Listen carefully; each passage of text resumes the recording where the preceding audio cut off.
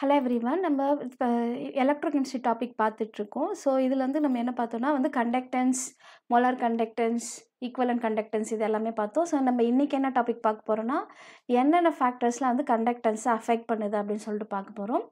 So, first thing வந்து nature of the electrolyte இதான் வந்து first point. Nature of the எலக்ட்ரோலைட்னா, எலக்ட்ரோலைட்டோட ப்ராப்பர்ட்டீஸ். ஓகே. ஸோ, நம்ம வந்து எலக்ட்ரோலைட்ஸை எத்தனை டைப்ஸாக பிரித்தோம்?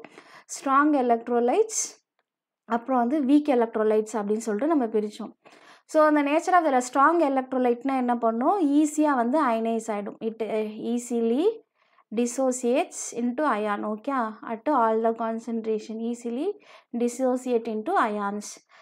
அப்போ weak electrolytes poorly dissociate into ions இல்லையா?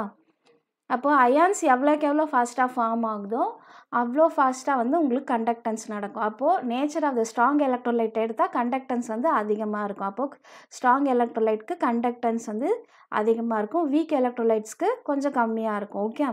அப்போ so conductance depends upon the nature of the electrolyte. அடுத்து வந்து concentration of the ions which means number of the ions. இப்போது நம்ம என்ன சொல்லியிருப்போம்?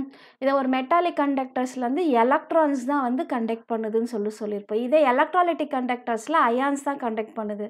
இப்போ எவ்வளோக்கு எவ்வளோ நம்பர் ஆஃப் அயான்ஸ் வந்து இன்க்ரீஸ் ஆகுதோ இல்லை அயான்ஸ் வந்து மூவ் ஆகுதோ அவ்வளோக்கு எவ்வளோ கண்டக்டன்ஸ் வந்து இன்க்ரீஸ் ஆகும். அப்போது concentration is equal to number of ions. Number of ions அதிகமாக இருந்துச்சுன்னா இதில் ஸ்பெசிஃபிக் கண்டக்டன்ஸ் வந்து அதிகமாக இருக்கும்.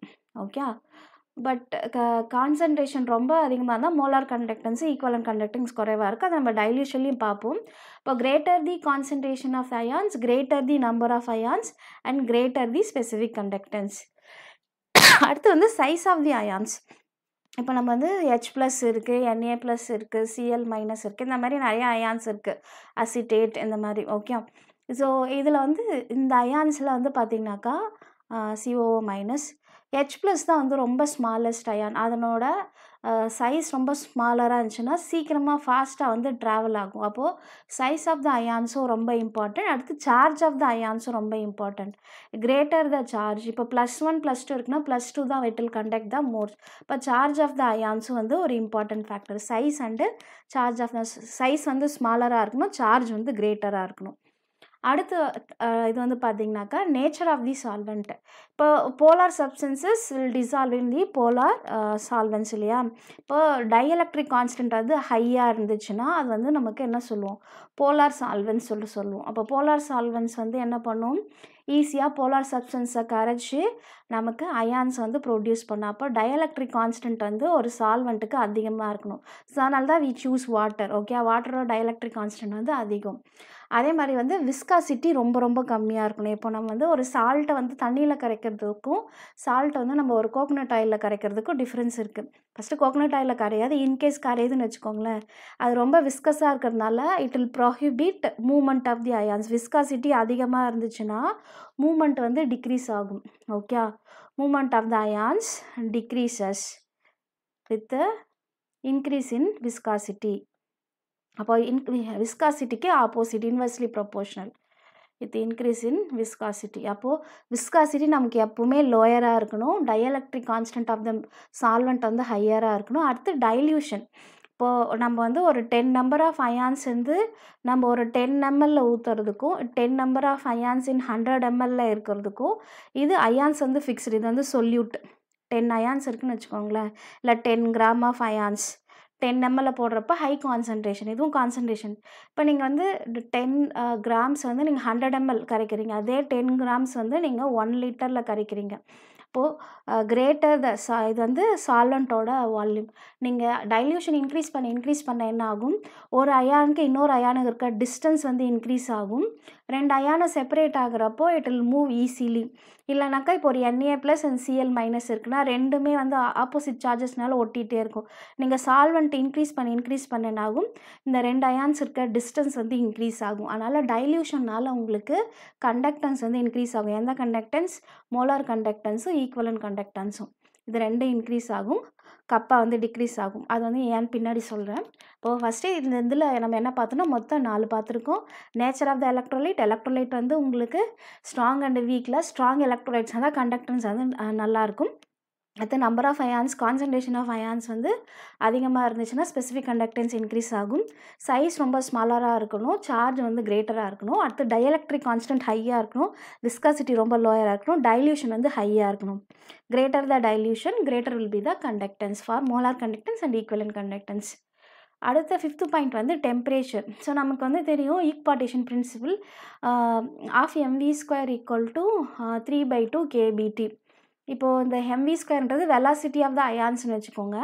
டெம்பரேச்சர் இன்க்ரீஸ் பண்ண என்னாகும், வெலாசிட்டி இன்க்ரீஸ் ஆகும். அப்போ velocity is directly proportional. Temperature increase பண்ணால் மூமெண்ட் இன்க்ரீஸ் ஆகும். அப்போ மூமெண்ட் இன்க்ரீஸ் ஆகிறப்போ உங்களுக்கு எலக்ட்ராலிட்டிக் கண்டக்டன்ஸ் வந்து இன்க்ரீஸ் ஆகும். அதாவது சால்ட் வச்சு நம்ம பண்ணுறோம் இல்லையா, அந்த கண்டக்டன்ஸ் வந்து இன்க்ரீஸ் ஆகும். இதே மெட்டாலிக் கண்டக்டன்ஸ் வந்து டெம்பரேச்சர் வந்து இட் டிக்ரீசஸ் த கண்டக்டன்ஸ். ஏன்னா டெம்பரேச்சர் இன்க்ரீஸ் பண்ணுறப்போ ரெசிஸ்டன்ஸ் இன்க்ரீஸ் ஆகிடும். அப்போ மெட்டாலிக் கண்டக்டர்ஸ்க்கு வந்து temperature will have the negative effect. இதே எலக்ட்ராலிட்டிக் கண்டக்டர்ஸ்க்கு temperature will increase the conductance. ஏன்னா கைனெட்டிக் எனர்ஜி இன்க்ரீஸ் ஆகுது, அதனால் அயான்ஸ் வந்து மூவ் ஆகுது. இது வந்து அயானிக் கண்டக்டன்ஸ் இருந்தாலும் மூவ்மெண்ட் ஆஃப் தி அயான்ஸ். அடுத்து டிஸ்டன்ஸ் பிட்வீன் த எலக்ட்ரோட், இதில் ஸ்பெசிஃபிக் கண்டக்டன்ஸ் வந்து இன்க்ரீஸ் ஆகுது. ஏன்னா காப்பா is equal to G × L/A.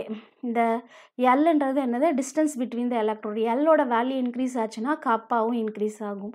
இப்போது ஸ்பெசிஃபிக் கண்டக்டன்ஸ் இன்க்ரீஸ் பண்ணணுன்னா இல்லை ஜென்ரலாக எலக்ட்ரோலைட்டிக் கண்டக்டன்ஸ் நீங்கள் இன்க்ரீஸ் பண்ணணுன்னாக்கா நம்ம என்ன பண்ணணும், எல்லை வந்து இன்க்ரீஸ் பண்ணணும். அடுத்து டைமென்ஷன் ஆஃப் த எலக்ட்ரோலைட். ஒரு சின்ன நீங்கள் எலக்ட்ரோலைட்டிக் செல் எடுக்கிறதுக்கும் பெரிய எலக்ட்ரோலைட்டிக் செல் எடுக்கிறதுக்கும், இப்போ சின்ன இதுலனா வந்து அயான்ஸ் வந்து குயிக்காக மூவ் ஆகும்.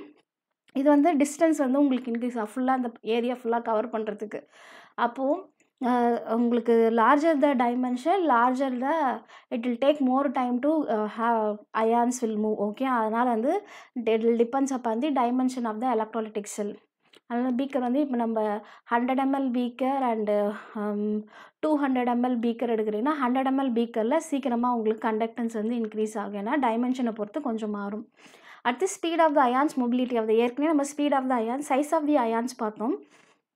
இது வந்து ஒரு புது ஃபேக்டர். இப்போது வந்து இப்போ H+ இருக்குது, K+ இருக்குது, ஓகே, Na+ இருக்குது, இதெல்லாம் இருக்குது.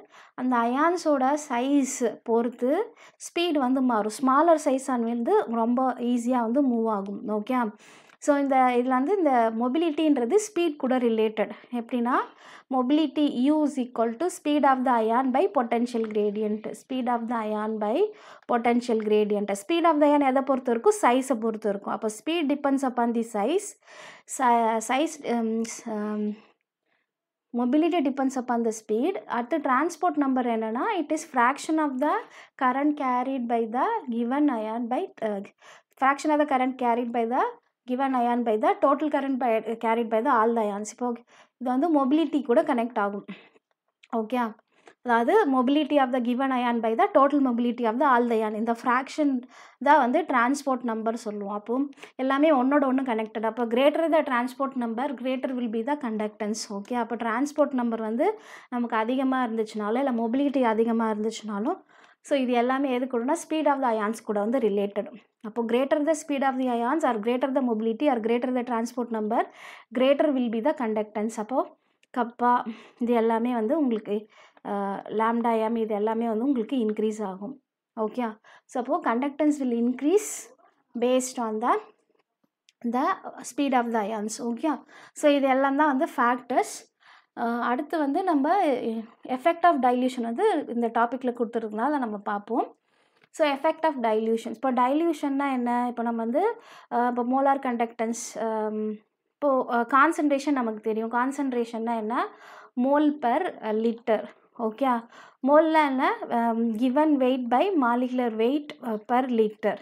ஓகே, இதுதான் வந்து கான்சன்ட்ரேஷன். ஆல்ரெடி நம்ம வந்து கப்பா வந்து என்ன டிஃபைன் பண்ணியிருந்தோம், கப்பா வந்து G × L/A அப்படின்னு சொல்லியிருப்போம். ப்ளஸ் இது வந்து என்னென்னா பர் யூனிட் கண்டக்டன்ஸ். ஓகே, அப்படிதான் ஒரு யூனிட் வால்யூமில் எவ்வளோ கண்டக்டன்ஸ். இப்போது நம்ம வந்து இது ஸ்கேல் அப் பண்ணுறோம், இதுதான் வந்து பர் யூனிட். இதுக்குள்ளே நம்ம எவ்வளோ அயான்ஸ் பார்க்குறோமோ பர் யூனிட் வால்யூம், இதுக்குள்ளே நம்பர் ஆஃப் அயான்ஸ் கிரேட்டராக இருந்துச்சுன்னா கண்டக்டன்ஸ் கிரேட்டராக இருக்கும். இப்போ டைல்யூட் பண்ணுறப்ப இங்கே வந்து ஒரு 100 அயான்ஸ் இருந்துச்சு. டைல்யூட் பண்ணுறப்ப என்ன ஆகும், அயான்ஸ் வந்து கொஞ்சம் பிரியும். அப்போது இங்கேருந்து அயான்ஸ் வந்து குறைஞ்சிருச்சு. மேபி 100 இருந்து 15 ஆயிடுச்சு. அப்போ டைல்யூட் பண்ணுறப்ப என்ன ஆகும் உங்களுக்கு கண்டக்டன்ஸ் ஸ்பெசிஃபிக் கண்டக்டன்ஸ் வந்து டிக்ரீஸ் ஆகும். அப்போ டைல்யூஷனில் ஸ்பெசிஃபிக் கண்டக்டன் டிக்ரீசஸ். இதே மோலார் கண்டக்டன்ஸ்க்கு என்ன சொல்லியிருப்போம் kappa is equal lambda M equal to kappa by M இல்லை C kappa mole into litre அதை வால்யூம்ட்டு எழுதலாம். அப்போது லேம்டா எம் வந்து டைரக்ட்லி ப்ரொபோர்ஷனல் டு வால்யூம், அதே மாதிரி லேம்டா ஈக்யூ வந்து டைரக்ட்லி ப்ரொபோர்ஷனல் டு வால்யூம். டைல்யூஷனில் என்ன ஆகும் வால்யூம் இன்க்ரீஸ் ஆகும், வால்யூம் இன்க்ரீசஸ். வி இன்க்ரீஸ் ஆச்சுன்னா லேம்டா எம்மும் இன்க்ரீஸ் ஆகிடும், அதே மாதிரி லேம்டா ஈக்யூ இன்க்ரீஸ் ஆகும். அதனால தான் வந்து இதை நம்ம ஃபார்முலா வச்சு எழுதிடலாம். அப்போது upon dilution molar conductance and equivalent conductance increases. ஏன்னா வந்து lambda M directly proportional to volume, lambda ஈக்யூவும் directly proportional to volume. So இதே ஃபார்முலாவை நம்ம திருப்பி lambda M equal to kappa by mole into volume வச்சுக்கோங்க. இப்போது இந்த கப்பா வச்சுக்கிறோம் லேம்டா மோல் பை வால்யூம்ட்டு வரும். ஓகே, அப்போது வால்யூம் இன்க்ரீஸ் பண்ணால் என்ன ஆகும் கப்பா டிக்ரீஸ் ஆகும். அப்போது வால்யூமும் கப்பாவும் வந்து இன்வெர்ஸ்லி ப்ரொபோர்ஷனல். அப்போ டைல்யூஷனில் ஸ்பெசிஃபிக் கண்டக்டன்ஸ் வந்து டிக்ரீஸ் ஆகும், மோலார் கண்டக்டன்ஸு ஈக்குவலன்ட் கண்டக்டன்ஸு இன்க்ரீஸ் ஆகும். இதுதான் வந்து எஃபெக்ட் ஆஃப் டைல்யூஷன். ஸோ அப்போ உங்களுக்கு புரியறதுக்கு நம்ம என்ன பண்ணோம், ஸோ ஜென்ரலாக ஃபஸ்ட்டு வந்து என்னென்ன factors, first electrolyte nature of the electrolyte வந்து நமக்கு என்ன பண்ணுவோம் ஸ்ட்ராங் எலக்ட்ரோலைட் அண்டு வீக் எலக்ட்ரோலைட்டில் ஸ்ட்ராங் எலக்ட்ரோலைட்டாக இருந்தால் கண்டக்டன்ஸ் வந்து இன்க்ரீஸ் ஆகும். அடுத்து வந்து சால்வெண்ட்டில் வந்து நம்ம என்ன பார்த்தோம் ஹை டைஎலக்ட்ரிக் கான்ஸ்டன்ட் இருக்கணும், அது வந்து ஹையாக இருக்கணும், விஸ்காசிட்டி வந்து லோவாக இருக்கணும்னு பார்த்தோம். அடுத்து வந்து உங்களுக்கு டைல்யூஷன் அதுவுமே இதில் வந்துடும். ஓகே, அடுத்து கான்சன்ட்ரேஷன் ஆஃப் த அயான்ஸ் வந்து அதிகமாக இருந்துச்சுன்னா நம்பர் ஆஃப் த அயான்ஸ் வந்து அதிகமாகும், number of the ions increase ஆச்சுன்னா காப்பா வந்து இன்க்ரீஸ் ஆகும், but lambda M lambda Q வந்து டிக்ரீஸ் ஆகும். ஓகே, டெம்பரேச்சர் இன்க்ரீஸ் பண்ணால் அகெயின் உங்களுக்கு கண்டக்டன்ஸ் வந்து இன்க்ரீஸ் ஆகும். பட் அதாவது எலக்ட்ராலிட்டிக் கண்டக்டன்ஸ் வந்து உங்களுக்கு இன்க்ரீஸ் ஆகும், கப்பா வந்து உங்களுக்கு இன்க்ரீஸ் ஆகும்.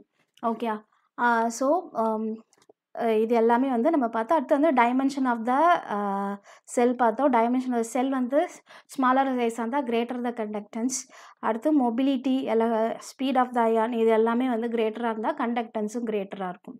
Okay, so that's all about the factors affecting the conductance and the effect of dilution. So see you in the next video with some other topic. So thank you very much for your patient listening. So இதில் ஏதாச்சும் doubt இருந்தால் நீங்கள் கமெண்ட்டில் post பண்ணுங்கள். So நிறைய பேர் subscribe பண்ணாமே பார்த்துட்ருக்கீங்க. Your support means a lot. So please do subscribe our channel. Thank you very much for your patient listening.